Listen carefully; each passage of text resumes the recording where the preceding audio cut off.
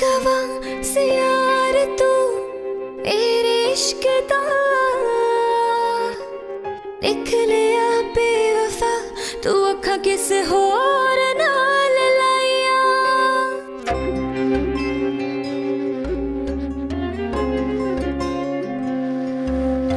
गवाह से यार तू मेरे इश्क दा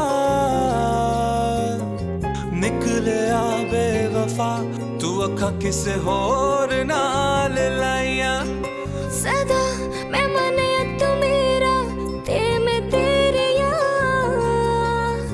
हुन दस मैं किवे वंडा अपनी जिंद जानिया यार बेवफा ते मेरा रब ही गवाह यार बेवफा ते मेरा रब ही गवाह सोने रब दे अगे देवा देवा मैं दुहाइया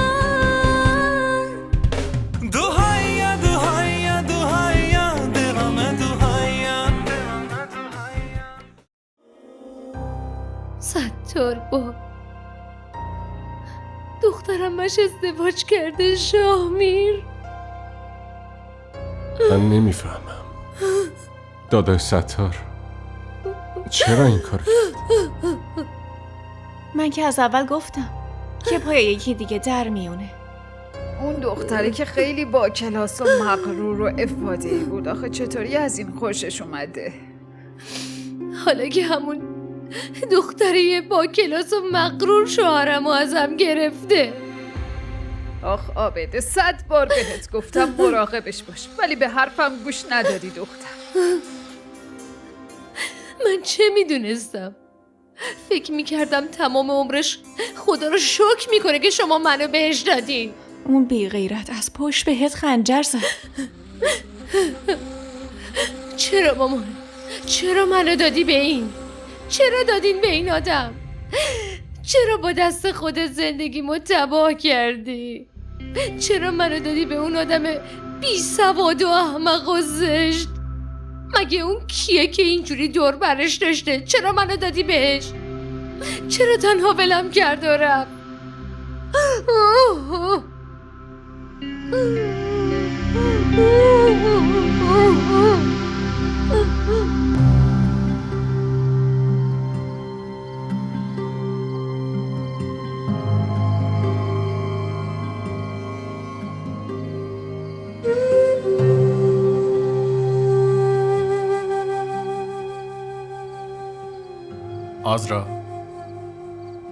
آزرا پاشو آب بخور.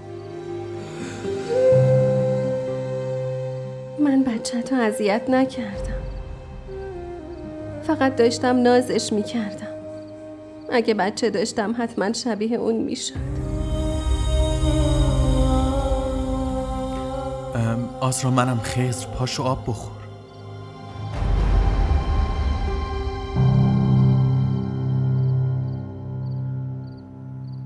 من فکر کردم شاه میره، فکر کردم اومده سرم داد بزنه.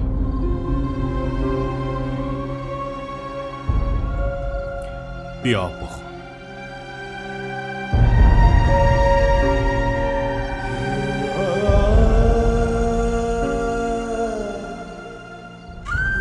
هر بار مریض میشم فکر میکنم میمیرم، ولی مرگ هم درست مثل عشق ازم فرار میکنه.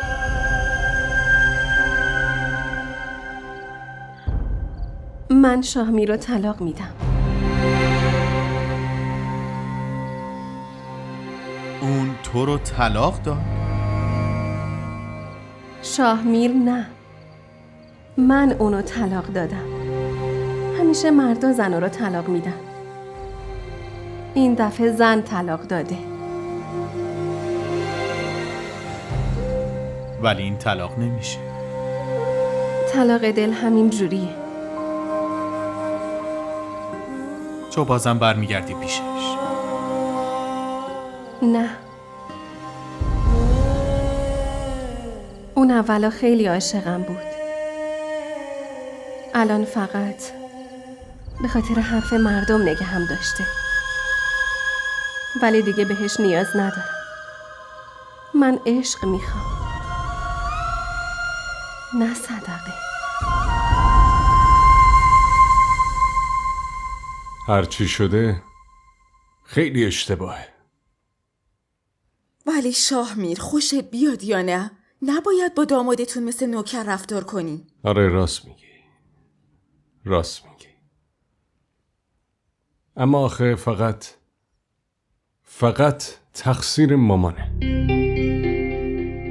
عروساش هر کاری بکنن سریع بهش برمیخوره. حساب همه چیزو همه کسا ازش میپرسه و هر جور دلش بخواد باشون رفتار میکنه. ولی وقتی پای دخترش وسط باشه اونا رو بیگناه جلوه میده. این طرز فکر آخه میگه داماد باید زشت باشه که به پات بمونه. الان برعکسش بهش ثابت شد.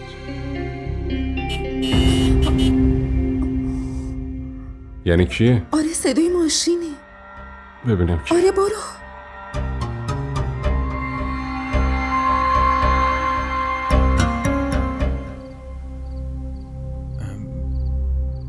دماسنجم که نداری. چی کار کنم؟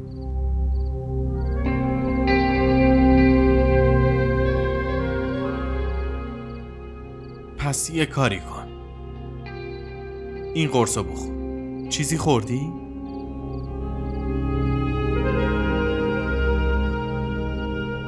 چرا نخوردی؟ خب اینا چطوری باید اثر کنن؟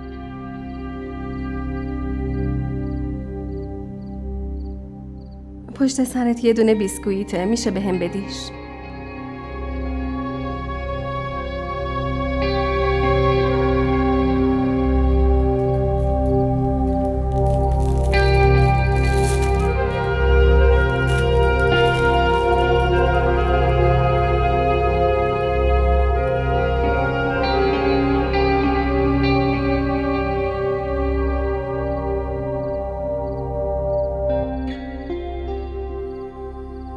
چطوری اومدی؟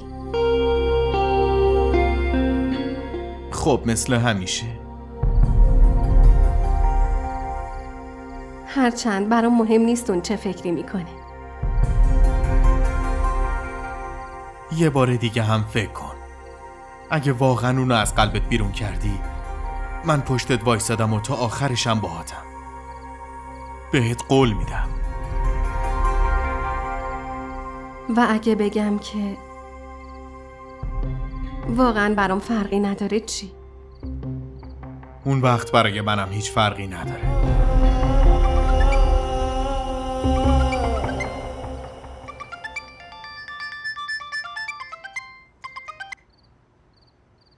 الو؟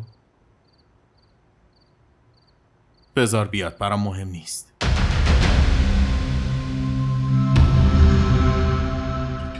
الان میاد، برو.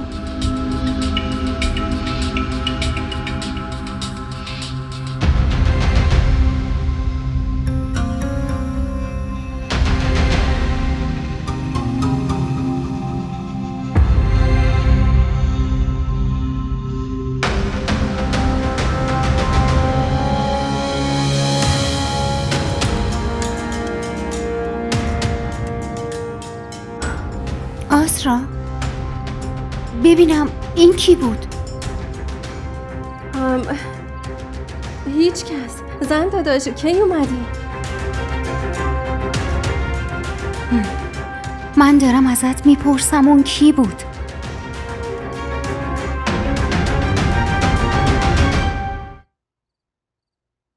داداش خبر میدادین میومدم فرودگاه دنبالتون. راستش تعطیلات شروع شد. منم فکر کردم مامان دلتنگه. گفتم پاشم بیام اینجا. مامان بیمارستان دیگه. شما در مورد آبجی آبده چیزی نمیدونین؟ نه. چه اتفاقی افتاده؟ حالش خوبه؟ مامان هیچی بهتون نگفته؟ فقط صبح باش حرف زدم، همون وقتی که دختر آبجی آبده به دنیا آمده بود. همون موقع داداش ستار طلاقش داد.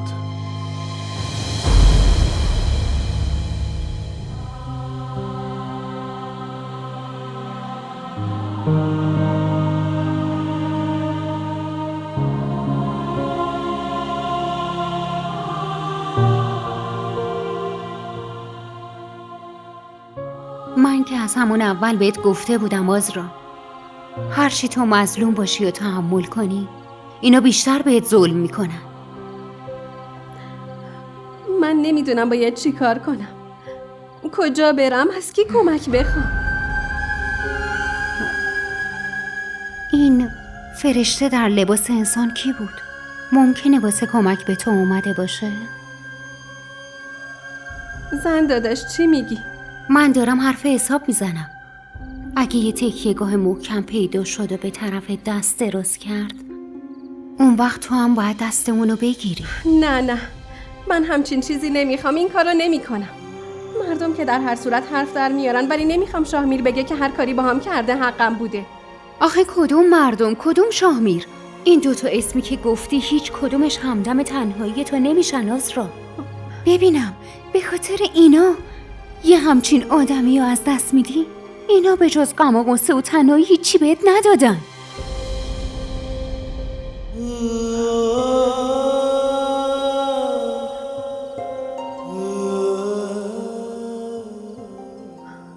مگه چند وقت از ازدواج دومم گذشته که تو واسه خودت عشق جدید پیدا کردی؟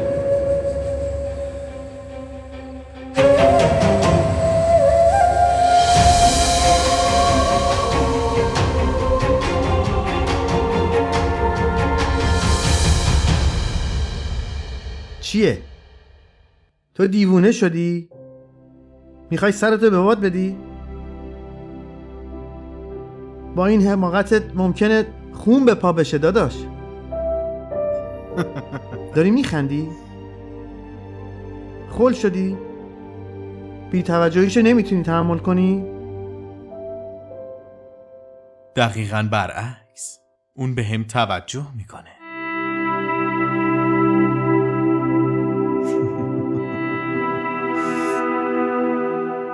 فقط دعا کن داداش.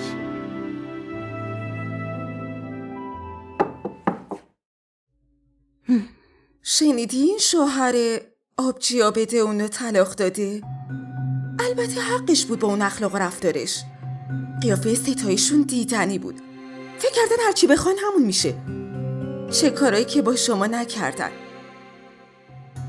خدا بهشون نشون داد تا بچهش به دنیا اومد مهر طلاق خورد روی پیشونیش. الان کجای این اتفاق خوشحالی داره؟ چرا؟ حقشون نبود که اینجوری مجازات بشن؟ کی به شما حق قضاوت داده؟ من شنیده بودم اینا باهاتون رفتار خیلی بدی داشتن. این یه مسئله‌ایه که بین من و اوناست. هر جایی هم که حرف از رفتار ظالمانه باشه، شما حرف اولو میزنید. چون که رفتار آزرا با شماها خوب بود، ولی بهش خیانت کردید. ولی شاه میرم. بسه دیگه، ول کنین که چی شده و کی مقصره. من اصلا دنبال این حرف و حدیثا نیستم. میدونی مشکل ما اینه که همیشه بدی دیگران رو میبینیم، اما به رفتارمون فکر نمی کنیم که اینم از بدشانسی ماست. من از اون آدما نیستم که به خاطر خوشخدمتی و چاپلوسی بذارم حقم ضایع بشه. در ضمن من و شما نمیتونیم با هم دوست باشیم. الکی وقتتون رو تلف نکنیم. منم علاقه‌ای ندارم که با شما دوست بشم، اما یه چیزی رو باید بهتون بگم. وقتی اینقدر ادعای انصاف دارین، پس چرا پسر یه مادر بیوه رو با خودتون بردین دبی؟ همین پاکستان بمونین و باهاش زندگی کنین. اولا من تو این خونه موندم و تلاش کردم که اونا از رفتارم راضی باشن. عروس بزرگم، خونه جدا حقم بود. دومین مسئله اینه که این وظیفه پسر خانواده است که مراقب و مواظب خواهر و مادرش باشه. هر طور خودش میدونه این وظیفه عروس نیست. و سوماً، درسته که من هیچ رابطه‌ای با اینا نداشتم، ولی شوهرم ساعتها با مادرش حرف میزد و از حال و احوالشون با خبر بود. اینکه ماهانه چقدر براشون میفرستاد مسئله که بین خودشونه. مشکل من با اونا فقط سر بی احترامی بود و درخواست من فکر نمی کنم توقع بی جایی بوده باشه. الان که ازشون دوری گفتن این حرف آسونه. اگه راست میگین برگردین.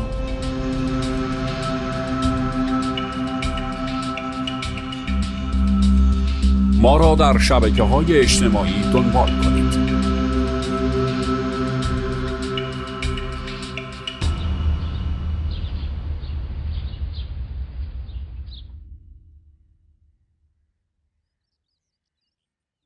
مونا بیا صبونتو بخور.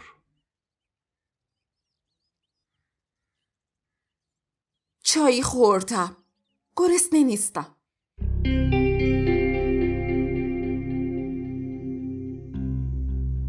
از مسکان ناراحتی چرا سر منو صبونه خالی میکنی؟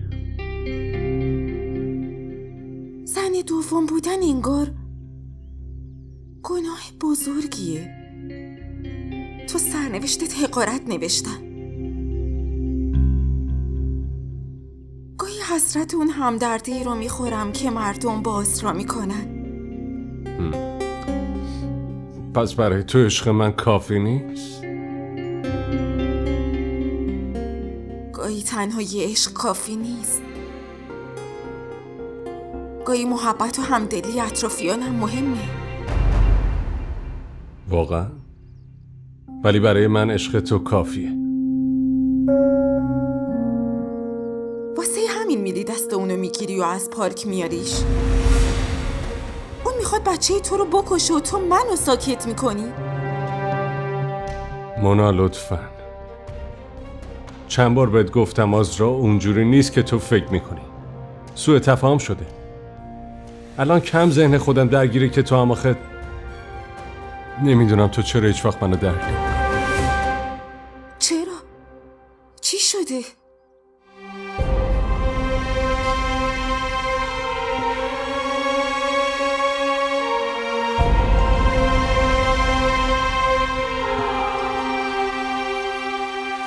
هیچی. فقط اینو میدونم که باید با آزرا مهربون باشیم، چون مسئول تنهایی اون منم. پس خودم من باید مراقبش باشم.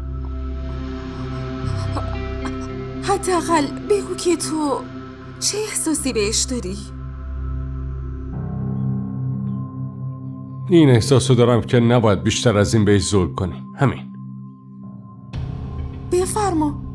مگه چه ظلمی در حقش کردیم؟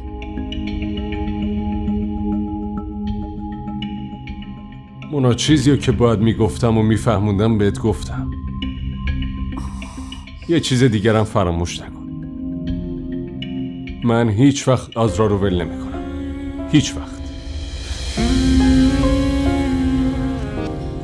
تو سعد زندگی من این، ولی آزرا هم همین حقو داره. بیشتر از این بهش ظلم نمی‌کنم.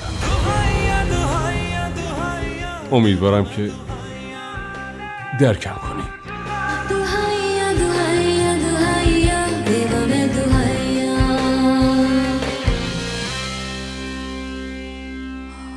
مشخصه. من دوستت دارم. پس هر چی بخوای همون میشه. من برم.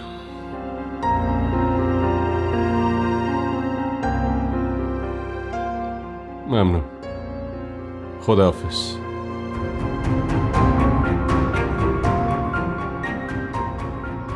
یه چیز دیگرم فراموش نکن. من هیچ وقت آزرا رو ول نمی‌کنم. هیچ وقت.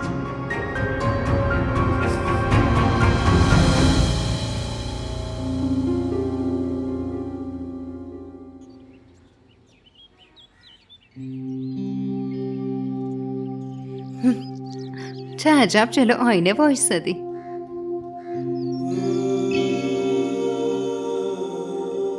فکر می کردم که این زن چه روزایی که نداشته، این چشما چه چیزایی که ندیدن، این گوشا چه چیزایی که نشنیدن. این زن همیشه سکوت کرده.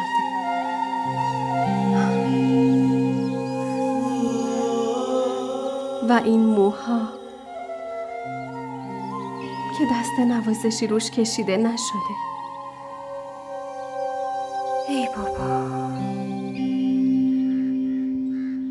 خدا رو شکر بهتری، ولی این عذابو هنوز داری احساس میکنی.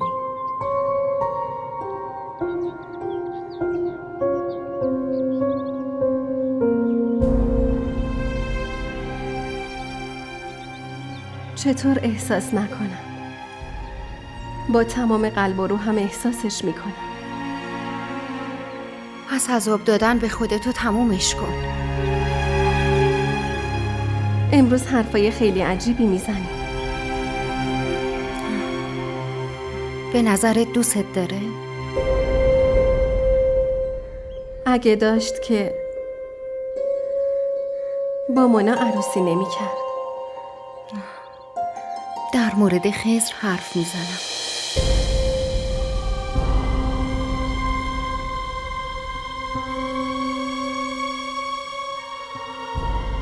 نمیدونم.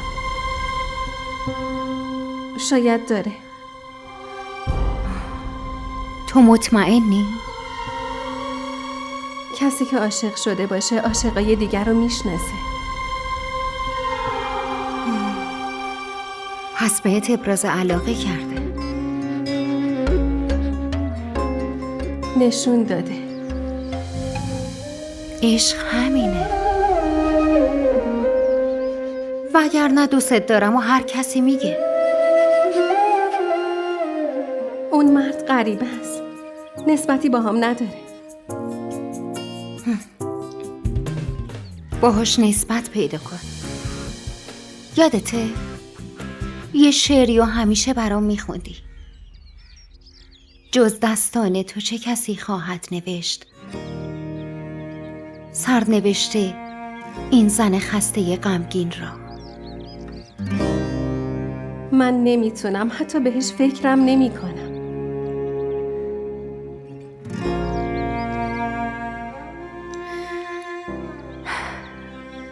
الان بهش فکر کن.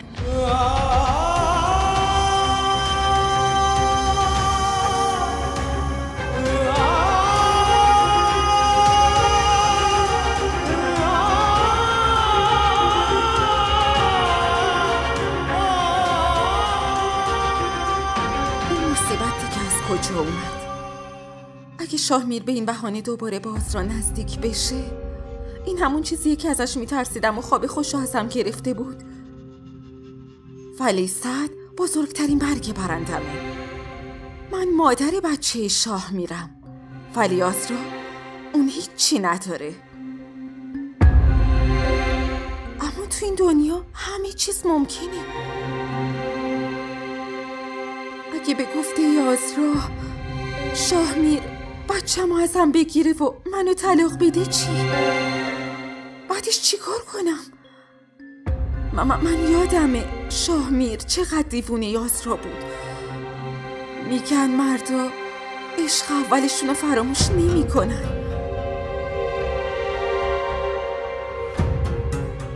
اگه دوباره عشقش به آسرا شعله ور بشه، من چطوری میتونم جلوشو بگیرم؟ نه آسرا، حالا که این اتفاق افتاده، من با وجود سرزنش همه شاهمیر رو به دست آوردم. دیگه نمیذارم که ازم بگیریش. این دفعه من باید برندشم، به خاطر خودم و به خاطر پسرم.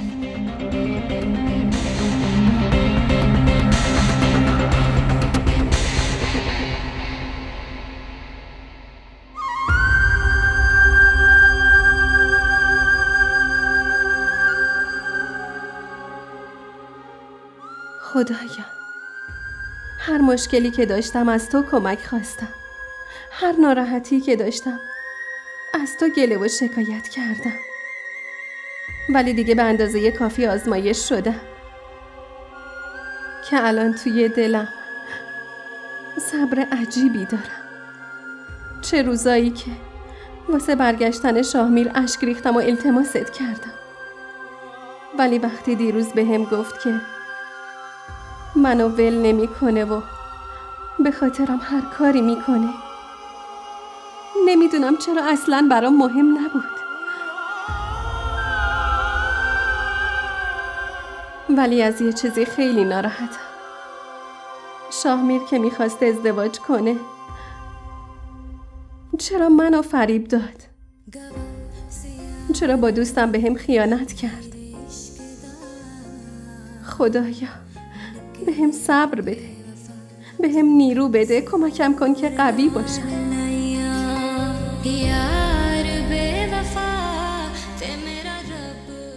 خدایا یه راهی بهم نشون بده که آخرش آرامش و خوشبختی باشه.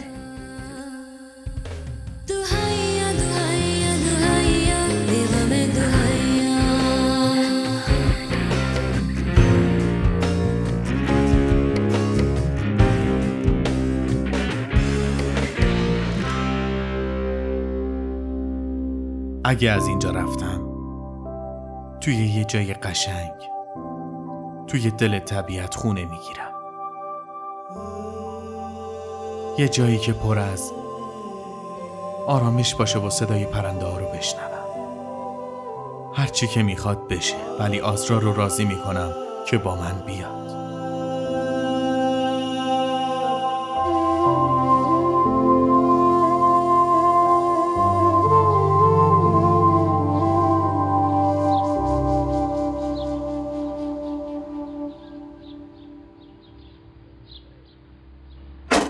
اینجا چی کار باشه میکنی؟ داداش. چی شده؟ ویزات در اومده؟ نه برای من نه، برای تو. خدا صدای خاله رو شنید داداش. چی؟ ویزام اومد؟ آره، یه اتفاق جالب دیگه هم افتاده. چه اتفاقی؟ بیا بریم داخل حرف بزنیم. بیا.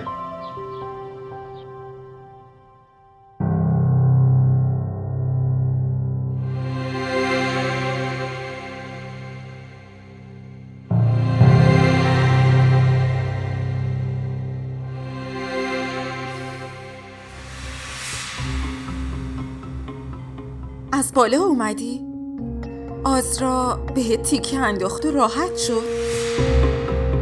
من میدونستم که میگه طلاق آبجی آبده تاوان ظلمیه که در حقش کردیم. از دست این زن من که تمام شب نخوابیدم از فکر این که آبجی آبده حالش خوب نیست. دلم شور میزد. آزرا چی گفت؟ گفت حالا که آبجی آبده طلاق گرفته فهمیدیم درد خونه خراب شدن چیه؟ در صورتی که شاهمیر هیچ کاری باش نکرده و نمیکنه. فقط آزرا به مظلوم بودن عادت کرده. تو خودتو ناراحت نکن.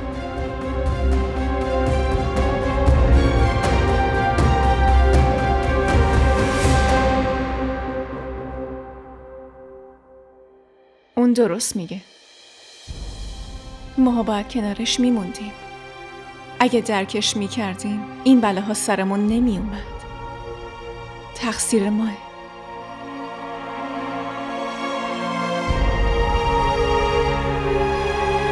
ما را در شبکه‌های اجتماعی دنبال کنید.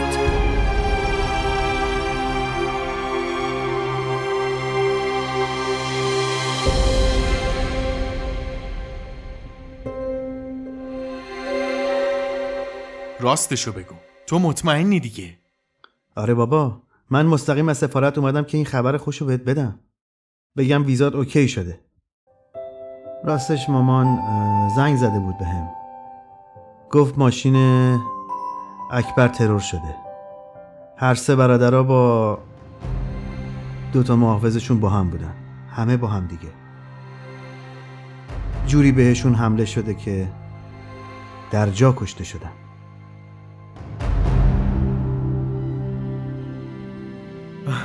خدای من، راست میگن. وقتی که ما رو امتحان میکنی از هر طرف بلا میرسه.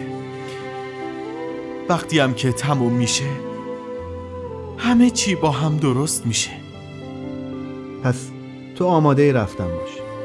قضیه اکبر دیگه تموم شد. فکر کن از این به بعد باید چی کار کنی. فکر کردم. فکر کردی؟ اول به مامان میگم بیاد چند روز اینجا بمونه و احساس منو به اون دختر دیوونه بفهمونه. اونو راضی کنه که هیچ کس به اندازه خضر دوستش نداره، نمیتونه خوشحالش کنه. من باید اونو از دست این آدما نجاتش بدم. چی میگی داداش؟ آره، اگه فوری طلاق بگیره منم تا تموم شدن عده‌اش منتظر میمونم.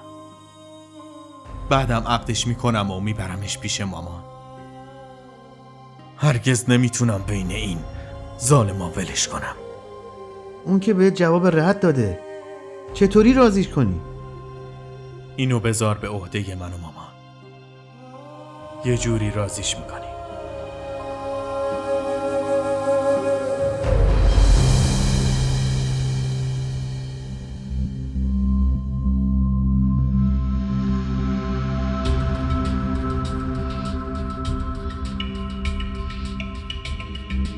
سلام. اینا چی هن مونا؟ همونی که تو میخواستی. من چی میخواستم؟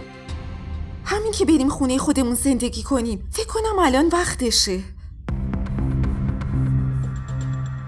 چطور میتونیم بریم اونجا وقتی آبجی آبده توی این وضعیته؟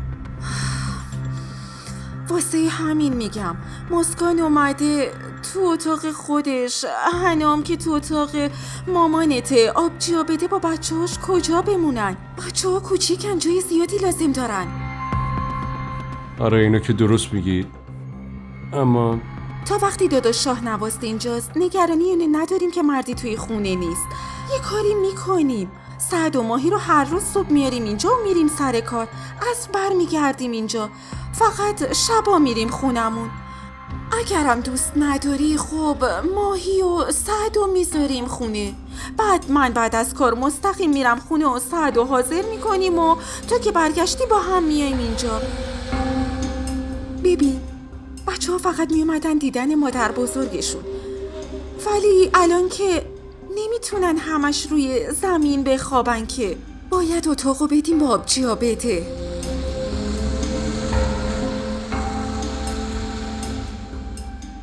درست میگی.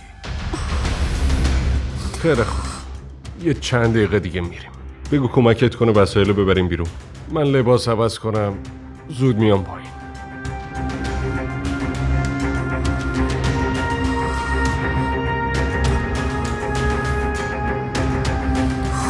برای آگاهی از پخش روزانه سریال ها کانال دیدی تیوی را سابسکرایب کنید. مسکان و عذرا توی این خونه هر اذیتی که شدن همش به خاطر طرز فکر اشتباه ما بوده. مامان من تاوان اشتباهاتم دارم. تاوان ظلم کردن به آسرا رو دارم. مامان پسرم مرد. به عنوان یک برادر بزرگتر پیشنهاد من به تو اینه که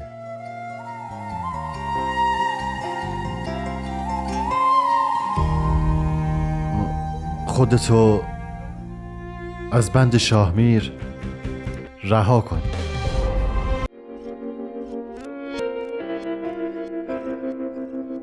गवाह से यार तू मेरे इश्क दा लिख लिया बेवफा तू अखा किसे होर नाल लाया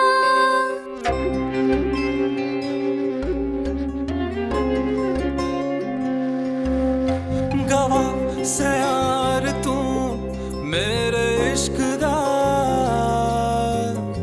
निकलिया बेवफा तू अखा किसे होर नाल लाइया सदा